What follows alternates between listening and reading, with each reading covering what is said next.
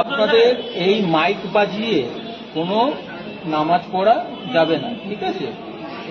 সেটা মাইক বাজিয়ে বোঝা গেল যে আপনার যে মাইক বাজিয়ে কোনো, এটা শুধু নামাজের কথা বলছি না, যে কোনো ধরনের ধর্মীয় অনুষ্ঠান, এটা এখন যেহেতু সামনে ঈদ উল ফিতর আছে সেটা, আর অন্য এমন নয় যে অন্য ধর্মের ক্ষেত্রে সেগুলো আমাদের সব ক্ষেত্রেই, যে কোনো রিলিজিয়াস, এখানে রিলিজিয়াস প্রোগ্রাম রাস্তায় নামাজ পড়া যাবে না।